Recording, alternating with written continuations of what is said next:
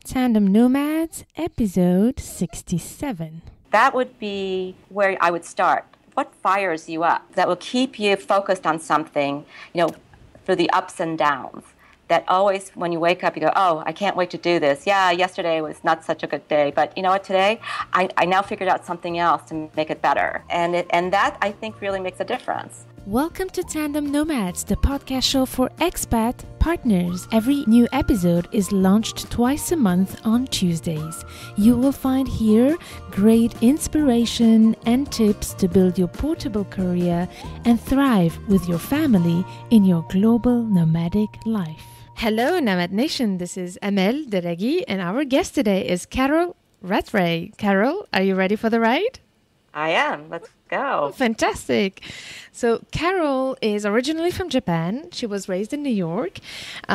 She studied and launched her career as an investment banker in the US before she and her husband started traveling in Asia for his job. They lived in Tokyo and then in Hong Kong. In Tokyo, she continued to work in the finance industry. Later, when they moved to Hong Kong, Carol decided to take a short break to spend more time with her two young children. However, what she calls as a sabbatical turned out to be quite an interesting journey that led her to the entrepreneurial, exciting life that she's having today. So Carol is a private investor. She invests in startups in US and China. She's also a philanthropist. Among many projects, she co-founded the Rattray Kimura Foundation with her husband, mainly focused on education and conservation. And last but not least, Carol also founded her own startup. It's called Zoom Dojo. And Zoom Dojo is an online career platform designed to find internships and jobs in various cities in the world. So, Carol, this was a really short overview of your big and amazing journey. So is there anything I missed? And tell us what's happening in your world today. Well, what's nice is that there's a lot going on, as always. Primarily right now, my focus is on my startup. So much of my time is spent on that, and that is definitely what's new, still new because it's still an early phase startup.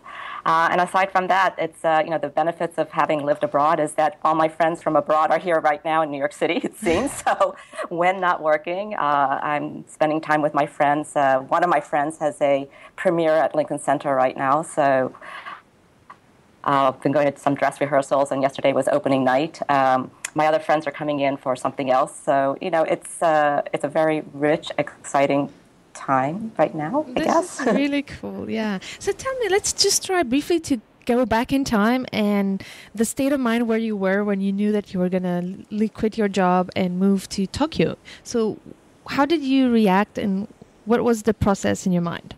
Okay, honestly, when I first heard about it, I was absolutely speechless. I had planned to go back to work. I had taken some time off to have my second child.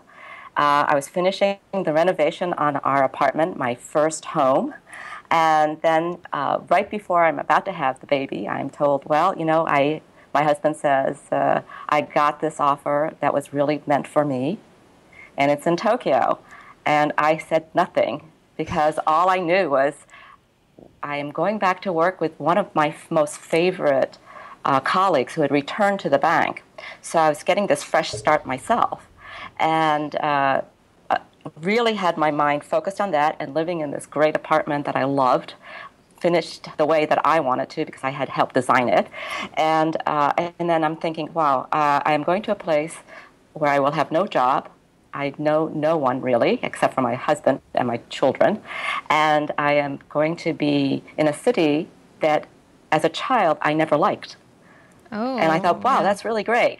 So once I was able to sort of digest all that information, and because it was so sweeping, I have to say that my reaction was not too enthusiastic once I regained my power of speech. And then I thought about it. It meant so much for my husband. It was a huge step in his career. It's just one of those things that once you sort of regain your balance, say, okay, we have to do it. Okay. And then I thought about all the things that I thought would make my time in Tokyo better. So how was it then once you arrived to Tokyo? How did you get to, I guess you were planning to find a job there, right? Because you worked. Yeah, yes, I was not yet someone who had ever not worked. I'd been working since I was a child, really, on weekends or, internships galore and et cetera, et cetera. So the idea of not working just seemed improbable to me. Luckily, because I was not out of the business, world for very long, because I was still sort of on a very short interim hiatus, having my second child, I had a lot of contacts, and so started talking before leaving, which we were leaving in several months. So I kind of did a rapid acceleration of talking to as many people as I could. I could have gone back to work at the bank, but the hours were going to be very long. So I talked to other people I knew, and then ultimately selected a position that I thought gave me a little more flexibility, to move, to set up my children, set up my husband, set up a home, et cetera, while being in a new place. And so that's actually that's actually a very good point that you're making here. Sorry for interrupting, but this whole challenge that expat partners not only have to recreate a life for themselves, find a job, etc., but most of the time they're in charge of settling the family down, and that's very hard to juggle both. It is, because you're trying to set up a space that has some level of familiarity, especially if you have little children, but also. In this case, I knew the job was for my husband was going to be extremely important, very intensive travel schedules and so forth. So you want to ensure that you have some place that feels calm and is home, and without you looking like for me to look so stressed out about it as well. So that was the whole intent, was to ensure that we were doing something which wasn't completely disruptive. Mm-hmm. Okay. And is there a tip? You talked a lot about, talking to people to find the job that fits, your schedule and fits these challenges. Is there any other tip or anything you did that helped you find the job you had in Tokyo? Well, I think it was very helpful that, it was still related to what I had done, but I had to accept the fact that I couldn't be on the deal side, for example. What I was doing was executive search. Mm-hmm. So it's quite different in some ways because I was very used to being very immersed in this deal-oriented world, which was very financial structures and so forth. And being an investment banker was pretty much my entire professional persona.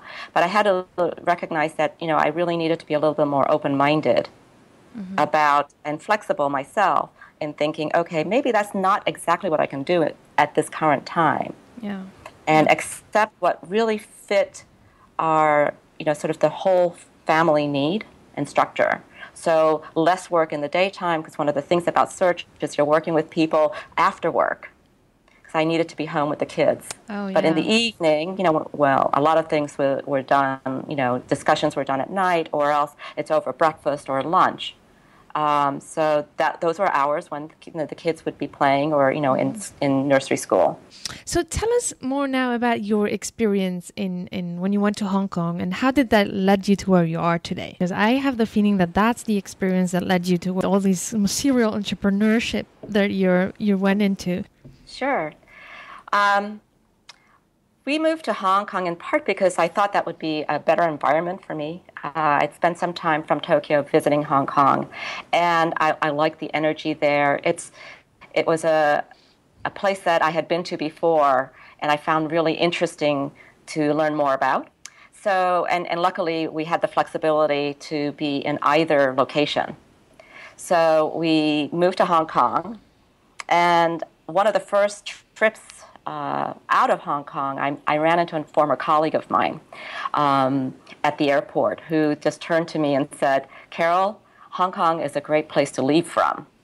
And then another former colleague's wife gave me a membership to an organization that was related to the Chinese University Museum. And these two bits of gifts, this advice and this membership gift, really was sort of very pivotal in my sort of start of my time in Hong Kong. what they gave me was the idea to take advantage of where I was, and what it offered was access to China, and it was great access.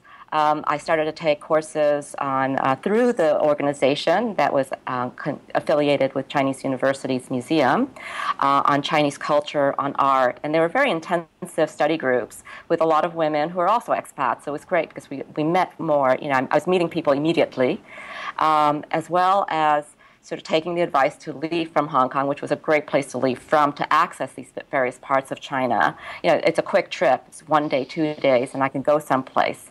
After a while, I could even take a train across the border or take the ferry to Macau and then drive across.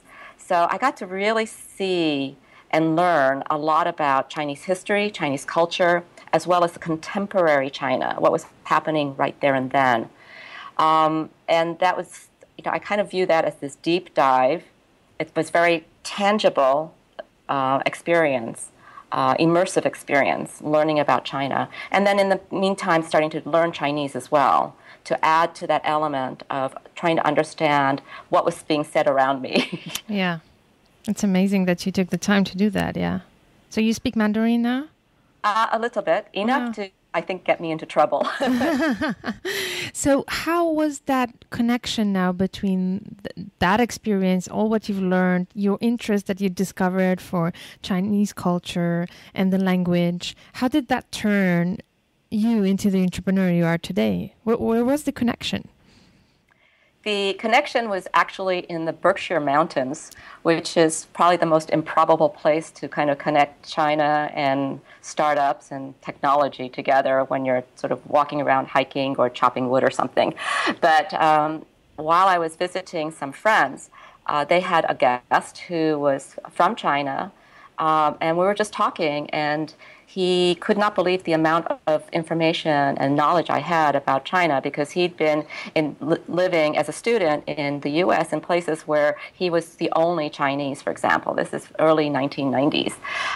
And he knew some of the people that I was talking about who were writers and so forth as well. And he says, wow, you know so much about China. And so we just started developing a conversation. Over time, he realized, and at that time he was we were just talking about, antiques, culture, artifacts, whatever. And then over time, he started to tell me what he was doing, which was he had a startup. And I said, oh, that's very interesting. And I said, well, maybe sometime I can come and visit you. And so I was on a trip to Beijing and then going to Harbin for the Ice Festival. When I went into his, I said, come to my office.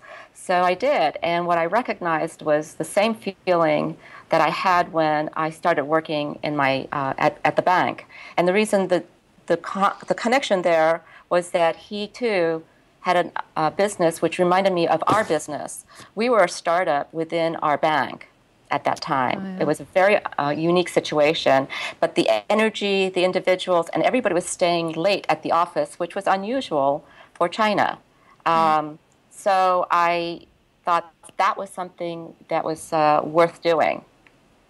And then so over time, he recognized that I actually knew something else, which was finance and capital raising. Suddenly discovered the other face of Carol. Right, and he was building his business, but really didn't know how to deal with all these different people, bankers and things. And I said, well, that I understand very well. It's sort of like vetting from search, but also he needed a business plan. I said, actually, that's what I did for a living, was write offering memos and business plans.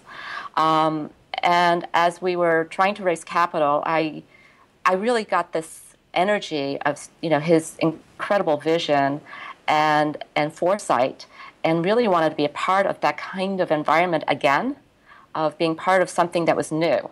Although you decided to have a sabbatical.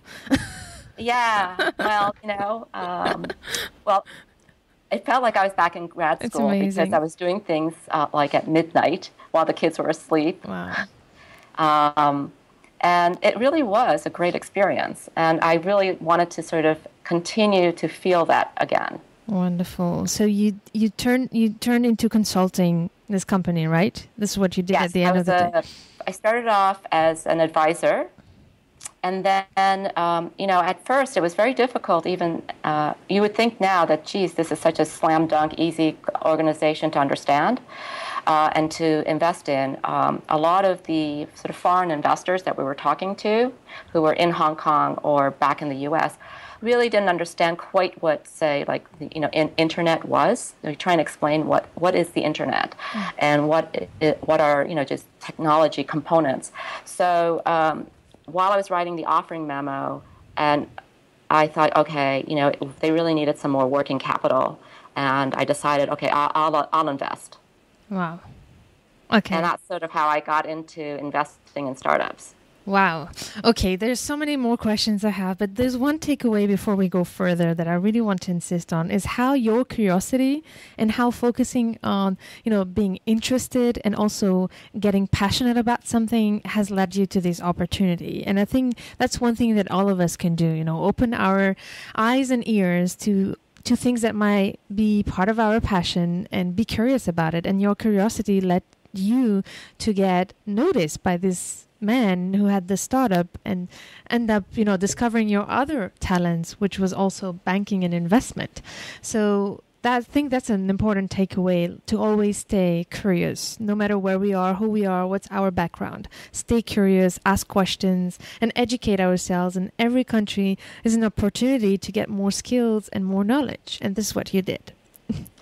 I'd like to think so. Yeah. It's curiosity and listening well. Yeah. And applying what you know, to help somebody else. Yeah, this is really great. So let's go now deeper in the business side of it. So you mentioned to me briefly that it's you launched an IPO. Was it the startup that you...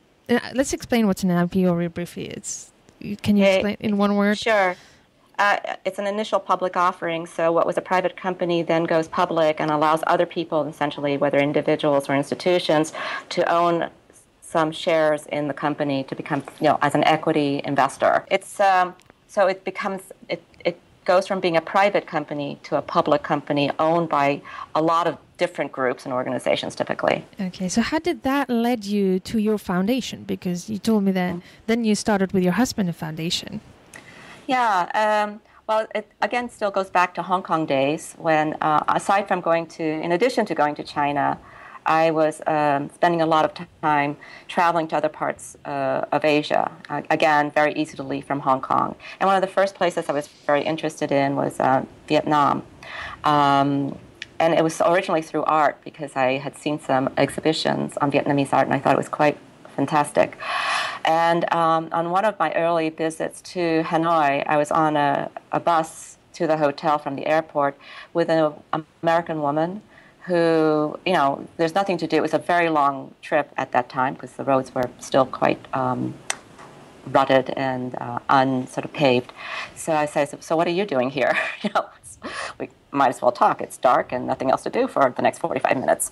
And she said, I have a foundation. And in her duffel bag, she had a duffel bag filled with music scores for the musicians at the conservatory. And then so she started to tell me her story about going to Asia through her family foundation and doing some incredible work at that time in education, providing, sort of very tangible products like musical scores, as well as providing, funding for local institutions to increase their capacity in doing something else that she felt mattered to her mission. And so I thought, geez, this is something I'd love to be able to do someday. And we stayed in contact, and so I would sometimes travel with her to see what she was doing, or when I'd be back in New York during home leave, meet up with her to find out, what was going on. And so it was in my mind at some point to be able to have the benefit of having my own organization to fund others and support others. And so what happened was when we moved back to the States, this company I had invested in had ultimately gone public. And so what I had invested in had become public shares means I can sell my shares and get the cash or put my shares into a foundation. So we created a foundation, and that became sort of the seed capital for this foundation. And then I could do some work while I was here, also in New York, my hometown essentially, as well as to go back to Asia, and gave me a reason and a purpose to continue to maintain that connection to Asia through the foundation. Amazing. This is really amazing. And then you came back to New York. You continued working on your foundation with your husband, and you decided suddenly, recently actually, to start your own startup. So take us through that. How did that come up? Well, I've been trying to figure out what else I wanted to do. I had spent about 10 years focused on education through the foundation. So I was learning a lot about what was going on here through in the education, especially higher ed process, as well as seeing my children growing up, and as they were entering the age when they're thinking about internships and jobs and so forth, how difficult it was for them and their peer group to find jobs. And this is sort of post the Great Recession, and that for young people, the information was not readily available, even at the best schools. The level of what they could find online, for example, was really limited, whether it was an on-campus website or a public website. And I couldn't understand why that was the case, but as I started to click through sites and so forth, it looked really complicated and took a long time. And simultaneously, one of my friends, who was a parent of, we were sort of parents at the same school. Our daughters went to the same school, and we became really good friends because she too had this very international background. She was from India, lived in Brussels, lived in London, lived in Hong Kong. Essentially, we were sort of tandem, expats and so forth, and with very like-minded interests. And we both decided, maybe we can do something about helping youth employment, and that's how we started Zoom Dojo. That's amazing. And this is the story of many entrepreneurs, when you find a problem that you can't find a solution to. And most entrepreneurs, what made them entrepreneurs is to find a solution to fix that problem. And this is what you did here. Yeah, it is looking to see where there's a need and a want. And a lot of that was through conversations. Still, again, talking to a lot of people, students, parents, administrators, faculty, employers, and seeing that in general there was, especially from the students, a real want as well as a need to find information quickly and easily. And so when we started to create what we thought was a very simple site of a list of information, but seeing the faces of the students when they saw sort of our prototype, and when they could click a button and it led them to a job that they could apply to or look at, which applied to them, it was relevant to them, their faces lit up. And I said, wow, this is great. I said, oh, okay, then we're sort of on the right track. That's amazing. So can you take us briefly through the process? Because it takes a lot of work to start a startup. So can you summarize, although it could take for hours, but is there any key information you want to share about how you built this startup? Well, some of it is, just, it's good not to know too much, I think, at first, because ignorance was quite blissful. Because then, you think, oh, this is so easy to do. Yeah, everybody's got startups. And then as you sort of get into the process, and you say, oh, wow, actually, this is a lot harder than I thought. But there are some administrative elements. And actually, we do some workshops now and provide information to those that want to start startups, because we've recognized that, there's some fundamental processes, legal ones and so forth, that can be a little bit difficult. So part of it is to decide what kind of an entity you want. So, legally, is it for profit, for not-for-profit, and then making sure you have a good lawyer who can help you set it up. So that's sort of step one. And then the question is, okay, so how do you want to work on this? Is it through technology? And luckily, a lot of the technology, website development and things have gotten a lot easier. So there's a lot of access to tools that now are online and easy to follow. And then just kind of recognizing it may take longer than one thinks, and you may have to, depending on whether it's very tech-based or not, there's levels of investment, financial as well as time investment. So you have to be I think it's essential to be fully committed to doing this, because it's really not something that you can do on a part-time basis at first. Ultimately, maybe, but the beginning is to say, okay, I'm really going to spend time. Because I think what you'll hear from those that have been super successful, and we're talking about the real, the really big names in sort of startups, is that what really worked and what the success had to do with putting in the time. Yeah, it's very important, and to be committed to that. I mean, it's a huge commitment. But I want to go back to the technology side, because one of the big things about Tandem Nomads is that I want to make sure that we all embrace technology in the digital world. So tell me, what are the things you had to learn, and what are the things that helped you on a digital aspect to build your startup? The first thing was to find developers, and that took a long time. Luckily, because of our involvement in other organizations, I was able to ask, and we were both able to ask other friends and sort of those in organizations that we were involved in who are on the tech side, so explain some of the technology to us about building websites and so forth. Also accessed faculty members, as well as on the administration side, those that are on the tech side, because we knew nothing. We were really totally, ignorant about technology, and then started to dabble, first in trying to set up a blog. So there were very little baby steps on how to do web development, and reading and researching ourselves, just reading a lot of information, and then sort of creating one little piece of something that would be public, like a blog, and then what else can we add to that? And then through the presentations that I had attended at some of the organizations I'm involved in, I went to participate in programs that were specifically about web development for those organizations, and started to talk to the consultants who were pitching, at developing a site, to see if they would develop our site. Fantastic. So I know it really is sort of this, it's sort of like going from step one, very basic, to learning the language, just understanding what are the different tools that are available. Ultimately, once we were sort of in the working with developers, it was learning their language. How do you communicate with software developers in a way that they understand? That's an important task, because it's one thing to find the developer. It's already a big challenge. I know from a lot of startups I talk to, it's one of the most difficult one is to find the right developer and then communicate what we want. And that's a very important piece. Yeah. But how long did it take you from the idea to where you are today?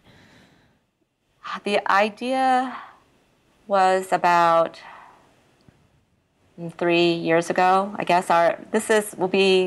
We formed legally Zoom Dojo in 2013. Wow. Okay. August. So it's almost 3 years old. So one thing to learn from this is patience, and you are getting results today, but I'm sure that you had moments in your journey in these 3 years when you might have doubted and went through a lot of ups and downs. So what is the things that kept you going?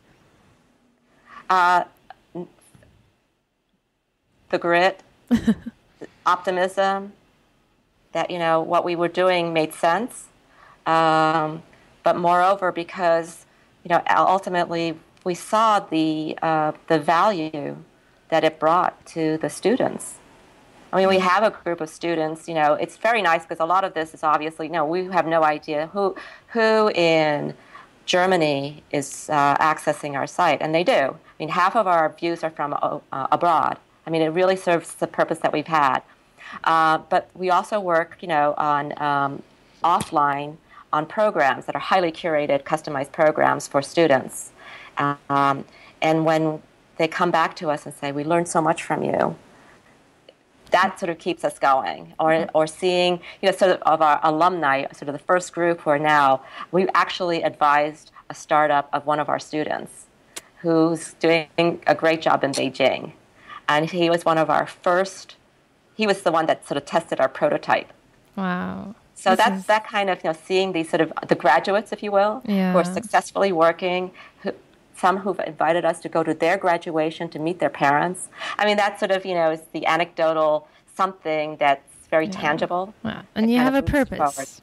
Very much so. Yeah. And youth unemployment is still a massive issue. Even in the U.S., employment figures look good, but if you look at the underlying, unemployment rates for the subset, the generation that we deal with, it's not good. Yeah, it needs further improvement. So I wrote somewhere, if our business closes because everybody has a job, fantastic.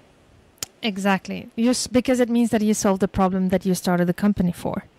Yes. Yeah, that's amazing. So I think that Zoom Dojo can be very useful to a lot of us in tandem nomads who have kids. So and who are starting to finish their studies. So what's the best place for them to start with Zoom Dojo? Go to the website, which is zoomdojo.com.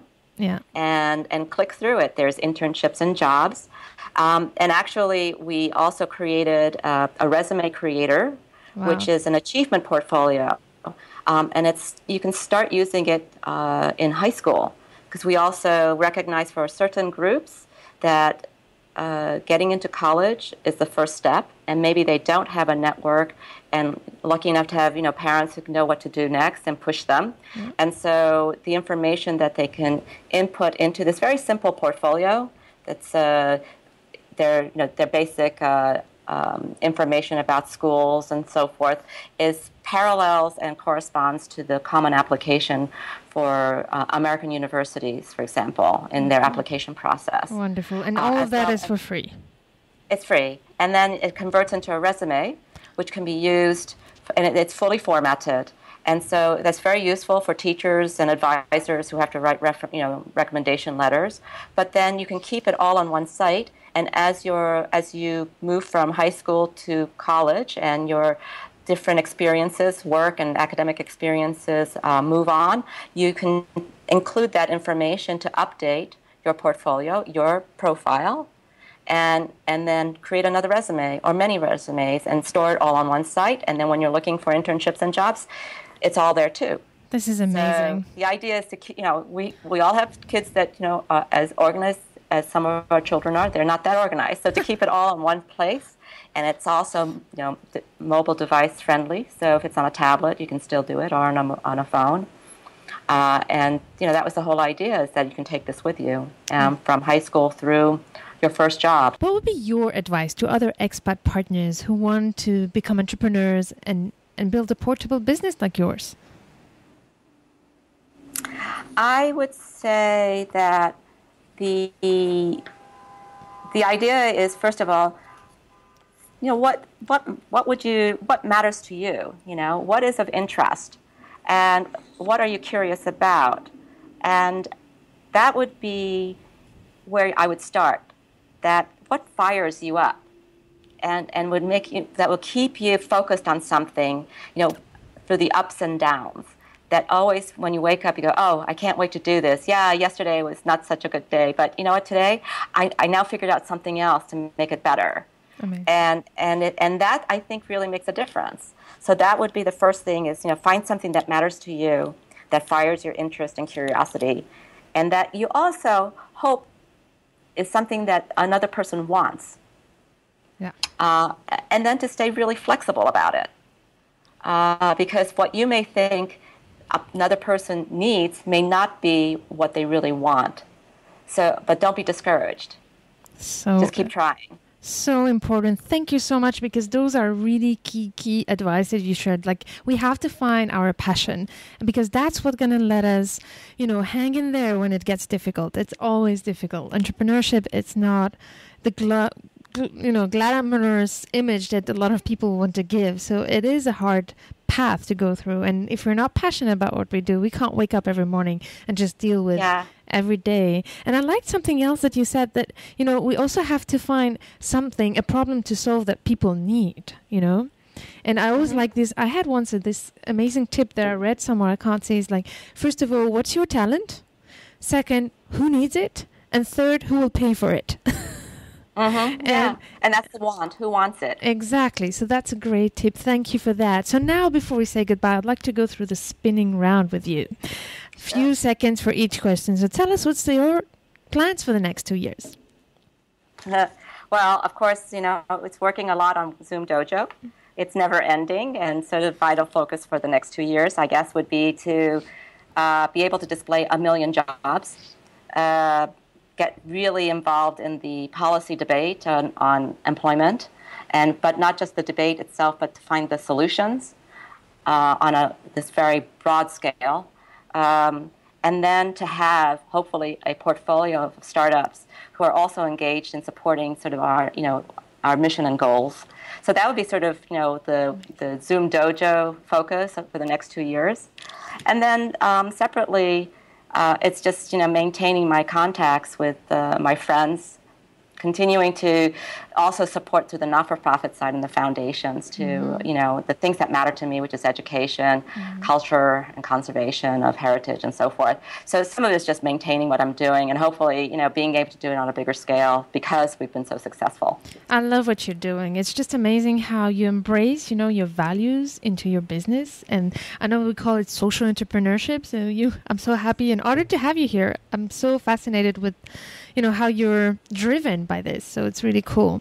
Is there any special online resource that has helped you or application and that you find essential to run your business?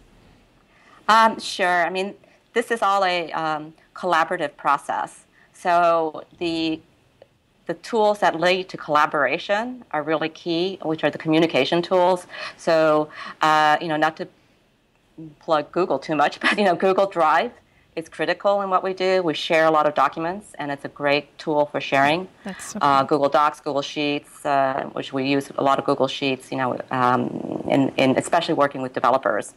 The other tools that we use are Slack, which is a key tool to work with developers and communicate. Yep. Again, it's a collaborative communication tool. And then we also, because we're constantly changing our website, is to have the tools that you need to create local test sites like MAMP, which gets a little too geeky maybe, but it's a necessary something for us that now that we know how to use our local test sites ourselves, we can test a lot of things ourselves. What's the name again? MAMP. If you have an Apple device, but it's also if it's not MAMP, there's another name for it for PCs. MAMPS. Okay, Maps. Okay, wonderful. That's amazing. So Google Drives, Slack, and Maps. And there might we might look online. There might be a version for PC. Yes, there is, because it started off as a PC product, and then when a lot of people were using Apple, like Mini Macs and so forth, they designed desktops. They also included it, and if you're a real developer, you don't need that tool. It's essentially a software that sort of engages with your software and underlying infrastructure. And the other stuff that we use is, I use Google all the time to do search because I want to know what's going on, and then that leads me usually to currently what we use is a Drupal, which is a content management system, and so I'm on Drupal forums. But also, if you want to just test, I did just give some advice recently to a friend of mine who wanted to set up a website. Is Squarespace. It's a great, simple web development tool.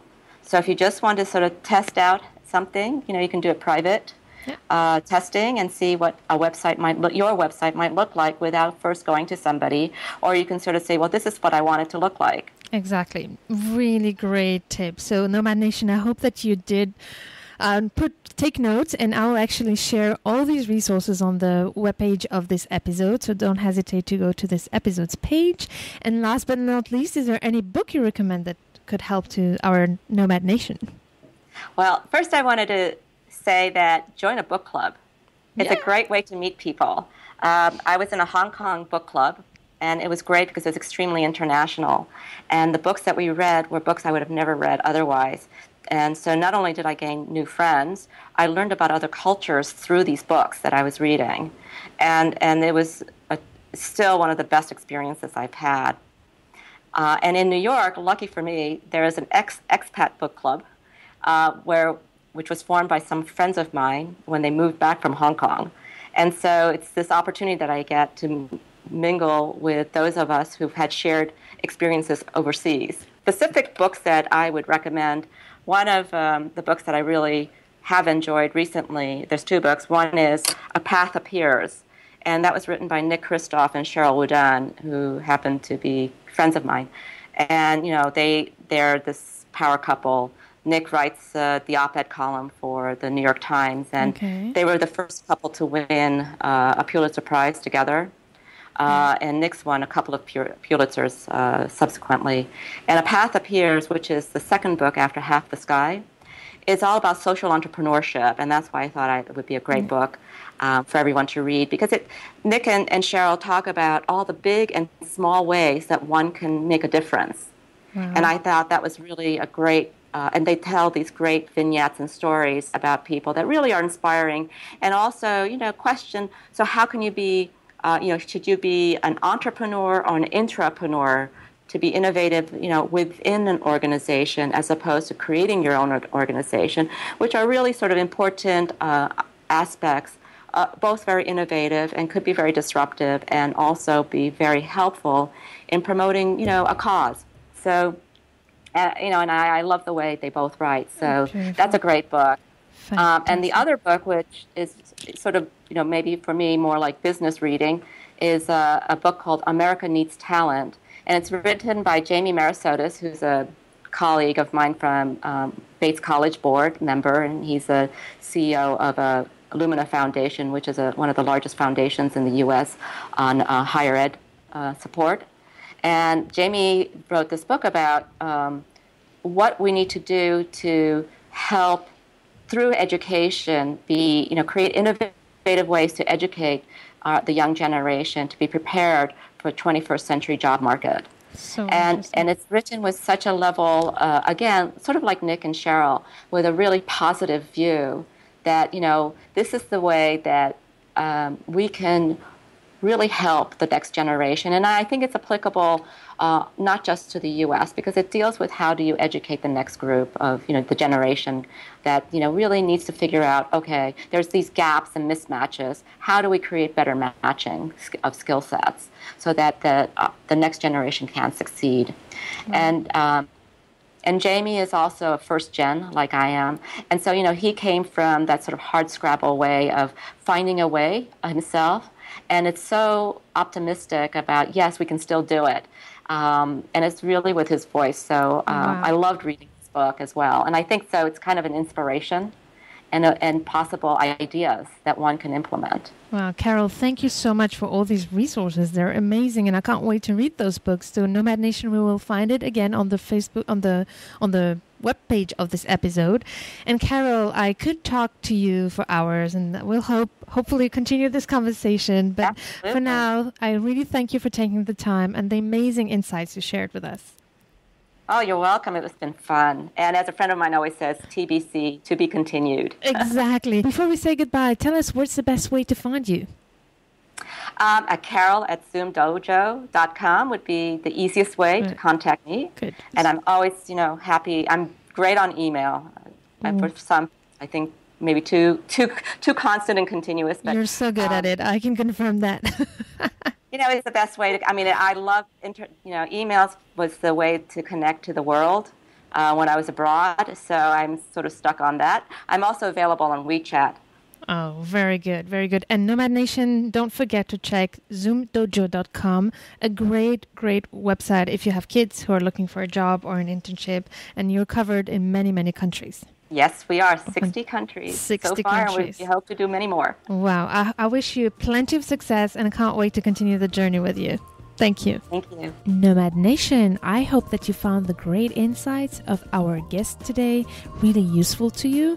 I would love to actually hear about what you think about it, so leave your comment in the webpage of this episode, and I hope to meet you at the next one, so stay tuned to turn your challenges into great opportunities.